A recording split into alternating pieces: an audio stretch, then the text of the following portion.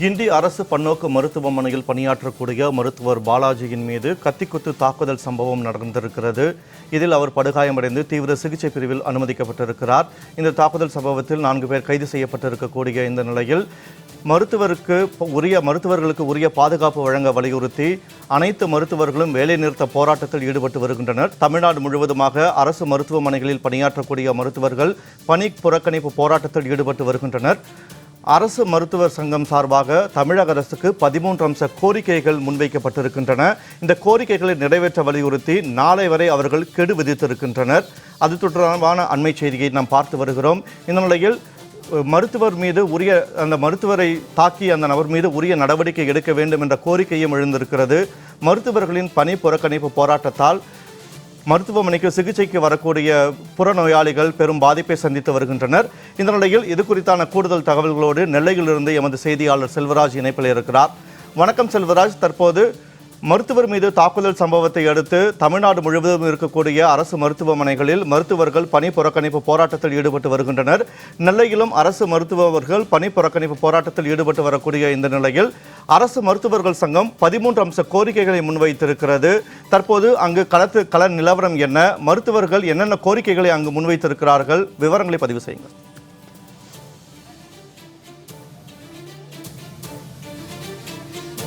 நிச்சயமாக வினோத், தமிழகம் முழுவதும் மிகப்பெரிய ஒரு அதிர்வலையை ஏற்படுத்தியுள்ளது என்றுதான் தெரிவிக்க வேண்டும். கிண்டியில் உள்ள அரசு மருத்துவர் பாலாஜி மீது கொலைவெறி தாக்குதல் என்பது நடத்தப்பட்டுள்ளதால் தமிழகத்தில் உள்ள அரசு மற்றும் தனியார் மருத்துவர்கள் அனைவருமே இந்த சம்பவத்திற்கு கடும் கண்டனம் தெரிவித்துள்ளார்.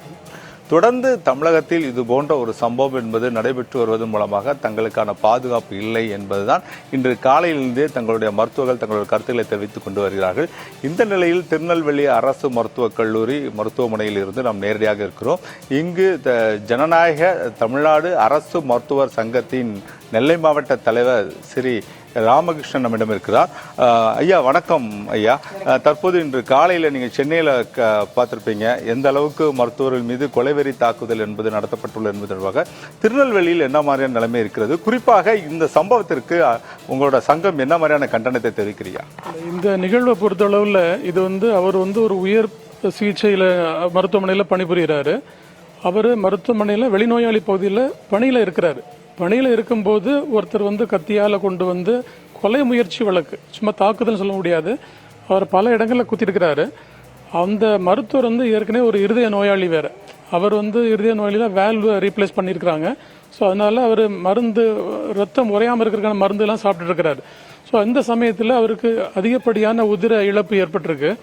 இப்போது அவர் தகுந்த சிகிச்சையில் இருக்கிறாரு, அவர் ஸ்டேபிளாக இருக்காருன்னு நாங்கள் கேள்விப்படுறோம். ஆனால் இந்த மாதிரி ஒரு மருத்துவமனையில் பணியில் இருக்கும்போது ஒரு அரசு மருத்துவர்களுக்கு இந்த மாதிரியான தாக்குதல் நடப்பது கடுமையான கண்டனத்துக்குரியது. இந்த மாதிரி நிகழ்வுகளில் ஈடுபட்ட அந்த நோயாளிகளின் உறவினர்களை மருத்துவமனை பாதுகாப்பு சட்டம் மட்டுமல்லாமல் கொலை முயற்சி வழக்கில் பதிவு செய்து தகுந்த தண்டனை அரசு வாங்கித்தரும் என்பதை நாங்கள் நம்புகிறோம். இது சம்பந்தமான மேற்கொண்டு என்ன நடவடிக்கை எடுக்கணுங்கிறத எங்களோட மாநில தலைமையில் கலந்து பேசி முடிவெடுப்போம். இங்கு உள்ள மருத்துவர்கள் எல்லாமே இது ஒரு முன்னுதாரணமாக ஆரம்பிச்சிடக்கூடாது. மருத்துவர்களுக்கு தகுந்த பாதுகாப்பு அரசாங்கம் வழங்க வேண்டும் என்று கேட்டுக்கொள்கிறது. இப்போ நீங்க தகுந்த பாதுகாப்பு வழங்கப்பட வேண்டும், ஆனா பாதுகாப்பு இல்லாத சூழ்நிலை தமிழகத்தில் இருக்கிறதா? இல்லை, அப்படி சொல்ல முடியாது. மருத்துவமனைங்கிறது இப்போ ஒரு பெரிய மருத்துவமனைங்கிறது கிட்டத்தட்ட ஒரு 2500-3000 பெட் இருக்கும். ஸோ 3000 பெட் இருக்கும்போது அதுக்கு உள்நோயாளியாக இருக்க நோயாளிகள் சொல்கிறேன், அவங்க 3000 பேர் இருப்பாங்க. வெளியே வந்துட்டு போகிறவங்க கிட்டத்தட்ட ஒரு 10,000 பேருக்கு மேலே வருவாங்க ஒரு நாளைக்கு. அப்படி வரும்போது யார் நம்மளை தாக்குவாங்கன்னு நமக்கு தெரியாது. யூஸ்வலாக இது நிகழ்வு நடந்தது கிடையாது. இது எதனால் தூண்டப்பட்டதுங்க நமக்கு தெரியல. அது கேள்விப்பட்ட அளவில் நம்ம அதை பற்றி விசாரிக்க வேண்டிய அவசியம் நமக்கு இல்லை. நமக்கு அது காவல்துறையோட வேலை. நம்மளோட வேலை என்னென்னா, நம்ம பணிபுரியும் போது ஒரு ஹாஸ்பிட்டல் ப்ரொடெக்ஷன் அப்படிங்கிறது நம்ம செக்யூரிட்டி, ஏதாவது ஒரு செக்யூரிட்டி ஒவ்வொரு இடத்துலையும் இருந்தால் நல்லது. அது எல்லாத்தையும் நமக்கு காவல்துறையே பண்ணணும்னு சொல்ல முடியாது. இதுக்கு தனியான ஒரு ப்ரொடெக்ஷன் ஃபோர்ஸை ஏற்படுத்தணும்னு நாங்கள் நினைக்கிறோம். ஹாஸ்பிட்டல் ப்ரொடெக்ஷனுக்கு தனியான ஒரு ஃபோர்ஸ் ஏற்படுத்தி அதை காவல்துறை நண்பர்கள் மூலமாகவோ இல்லை வேற பேரா ஃபோர்ஸஸ் ரெடி பண்ணி மருத்துவர்களுக்கு அதிகமான மக்கள் கூட்ட இடத்துல எப்படி நம்ம ஒரு சம்பவம் நடக்கூடாதுன்னு நினைச்சு முன்னெச்சரிக்கை இருக்குமோ, அரசு மருத்துவமனையில் இப்பவுமே அதிகப்படியான மக்கள் தானே இருக்கிறாங்க. ஸோ அதனால ஒரு முன்னெச்சரிக்கையா இதை நம்ம ஒரு உதாரணமா எடுத்துக்கிட்டு இந்த மாதிரி நிகழ்வுகள் பின்னாடி நடக்காம தடுக்கிறதுக்கு ஹாஸ்பிட்டல் ப்ரொடெக்ஷன் ஃபோர்ஸ் ஒன்று ஏற்கனவே முன்னாடி ஒரு ஜியோவில் இருந்து நினைக்கிறது, அதை இம்ப்ளிமெண்ட் பண்றதுக்கு அரசாங்கம் தகுந்த நடவடிக்கை நான் நம்புறேன். இப்போ உங்களுக்கான பாதுகாப்பு சட்டம் என்பது இருக்கு, மருத்துவர்களுக்கான, அரசு மருத்துவராக இருக்கட்டும் தனியார் மருத்துவர்களுக்காக. அந்த பாதுகாப்பு சட்டம் என்பது இன்னும் மக்கள் மத்தியில அந்த விழிப்புணர்வு இல்லையா? ஏன்னா தொடர்ந்து அரசு மருத்துவர்கள் தனியார் மருத்துவர்கள் தாக்கப்பட்டு வருவதை இந்த தொடர்பாக அரசு இன்னும் உங்களுக்கு என்ன செய்யணும்னு நினைக்கிறீங்க? இல்லை, இதுக்கான ஜீவாவே இருக்கு. ஆக்சுவலா நம்ம வந்து அரசு ஒரு மருத்துவரையோ மருத்துவ ஊழியர்களையோ செவிலியர்களையோ பணிபுரியும் இடத்துல தாக்குதல் நடத்தினாங்கன்னா அவங்கள நான் பெயிலபிள் அரெஸ்ட் பண்ணலான்னு சட்டம் இருக்கு. நம்ம தமிழ்நாட்டிலே இருக்கு. அதை இம்ப்ளிமெண்ட் பண்ணிட்டு தான் இருக்கிறாங்க. தமிழ்நாட்டில் இருக்கு. இந்த நிகழ்வு வந்து எனக்கு தெரிஞ்சு இது மாதிரி ஒரு கத்தி குத்து உயிரிழப்புக்கு அளவு ஒரு அரசு மருத்துவமனையில் நடந்தான்னு தெரியல. அது எந்த பின்னணியில் நடந்துங்கிறது நமக்கு விவரம் இன்னும் முழுமையாக தெரியாது. நம்ம இங்கே திருநெல்வேலியில் இருக்கிறோம். இப்போ தான் பணியில் இருந்து முடிய போகுது எங்களுக்கு. ஸோ அதனால் அதை பற்றி முழுமையான விவரம் எனக்கு தெரியல. நாளைக்கு காலையில் தான் நமக்கு ஃபுல்லாக நிலவரம் தெரியும். நம்ம மாநில தலைமையோட கலந்து பேசின பிறகு தான் முழுமையான, சென்னையில் தான் எங்கள் மாநில தலைமையோட அலுவலகம் இருக்கிறது, அங்கு தலைவர்கள் இருக்கிறார்கள். அவர்களிடம் பேசிய பிறகுதான் நமக்கு முழுமையான நிலவரத்தை பற்றி தெரியும். அதுக்கப்புறம் தான் இதுக்கு மேலே நம்ம என்ன செய்ய போறோங்கிறத பற்றி நம்ம பகிர முடியும். மேலும் மாநில தலைமையே கிட்டத்தட்ட 13 அம்ச கோரிக்கைகளை வலியுறுத்தி தமிழக அரசுக்கு கோரிக்கை வைத்துள்ளார்களாம். ஏன்னா தொடர்ந்து இது போன்ற தங்களுக்கு பாதுகாப்பு இல்லாத சூழ்நிலை இருப்பதாகவும் தங்களுடைய பாதுகாப்பை அதிகரிக்கப்பட வேண்டும் என்று மருத்துவர் சங்கம் தொடர்ந்து அரசுக்கு கோரிக்கை வைத்து இருக்கீங்க. திருநெல்வேலி மாவட்ட தலைவராக நீங்க என்ன மாதிரியான கோரிக்கைகளை வைக்கீங்க? இல்லை, என்னை பொறுத்தவரை இந்த ஹாஸ்பிட்டல் ப்ரொடெக்ஷன் ஃபோர்ஸ் இருக்குது, அது வேற. பட் ஆனால் ஒரு ப்ரொடெக்ஷன் நமக்கு அதுக்குன்னு ஒரு ஏஜென்சியை டெவலப் பண்ணி செக்யூரிட்டி, மக்கள் அதிகமாக கூட்ட இடத்துல கேஷுவாலிட்டி, லேபர் வார்டு, அப்புறம் ஓபி வெளிநோயாளி பகுதிகளில் வந்து ஒரு தெளிவான அளவு செக்யூரிட்டி ஃபோர்ஸ், அதுக்கு நம்ம தனியாக ஏஜென்ட்ஸ் ஏற்பாடு பண்ணணும். இப்போ நீங்கள் சென்ட்ரல் கவர்மெண்ட்லேருந்து அதுக்கு சில ரூல்ஸ் எல்லாம் வருது. ஈவன் பிரைவேட் ஹாஸ்பிட்டலில் கூட செக்யூரிட்டிக்கு ஏதாவது அரேஞ்ச் பண்ணிருக்கீங்களான்னு நம்மளோட கொஸ்டின் கேட்குறாங்க. அது மாதிரி ஒவ்வொரு ஹாஸ்பிட்டலுக்கும் செக்யூரிட்டி ஃபோர்ஸஸ், வெளிநோயாளி பகுதி, கேஷுவல் எமர்ஜென்சி பகுதி, பேறுகால வார்டு பகுதி, ஆக்சிடென்ட் வார்டு பகுதி, இந்த மாதிரி அப்புறம் ஐஎம்சியூ, ஐசிசியூ, இதில் தான் நமக்கு ஏன்னா கொஞ்சம் உயிருக்கு ஆபத்தான நிலைமையில நோயாளிகள் இருப்பாங்க.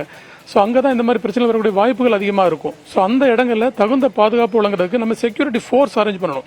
சட்டங்கள் இருக்கிறது வேற விஷயம். சட்டங்கள் எப்போ வரும்? ஏதாவது ஒரு நிகழ்வு நடந்த பிறகு தான் சட்டம் வரும்.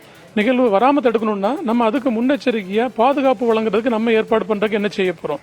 இப்போ எல்லா இடத்துலையும் ஒரு போலீஸை வந்து நிப்பாட்டுறது முடியாத காரியம். நமக்கு வந்து அது இயலாத காரியம், எந்த அரசாங்கத்தாலையும் பண்ண முடியாது.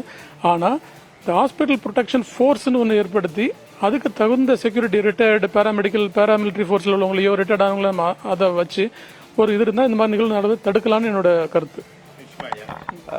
நேரடியாகவே கேட்டிருந்தோம். குறிப்பாக ஒவ்வொரு அரசு மருத்துவமனையும் தனியாக இதற்கென்று ஒரு பிரத்யேகமாக ஒரு பாதுகாப்பு ஏற்பாடுகளை செய்யப்பட வேண்டும் என்பதுதான் அரசு மருத்துவரோட கோரிக்கை உள்ளது. தொடர்ந்து தமிழகத்தில் மருத்துவர்களுக்கான சேவை என்பது அவர்கள் மருத்துவ சேவையாக நடத்தி கொண்டு வருகிற சூழ்நிலையில் இது போன்ற ஒரு கொலைவெறி தாக்குதல் நடத்தப்பட்ட சம்பவம் என்பது தமிழகம் முழுவதுமே மருத்துவர் மத்தியில் ஒரு அதிர்வை ஏற்படுத்தியுள்ளது. பொறுத்திருந்து பார்ப்போம். தமிழக அரசு உண்மையிலேயே அவர்கள் அரசு மருத்துவர்களையோ இருக்கட்டும் தனியார் மருத்துவர்களாக இருக்கட்டும் அனைவரையும் பாதுகாக்கப்பட வேண்டும். அவர்களுக்கு தனியாக ஒரு பாதுகாப்பை வழங்கினால் மட்டும்தான் அவர்கள் நிம்மதியாக தொழில் செய்ய முடியும் என தெரிவித்துக் கொண்டு வருகிறார்கள். பொறுத்திருந்து பார்ப்போம் அரசின் நடவடிக்கை தொடர்பாக. வினோத், நெல்லையிலிருந்து மருத்துவர்கள் போராட்டம் குறித்தான தகவல்களை வழங்கியமைக்கு நன்றி செல்வராஜ்.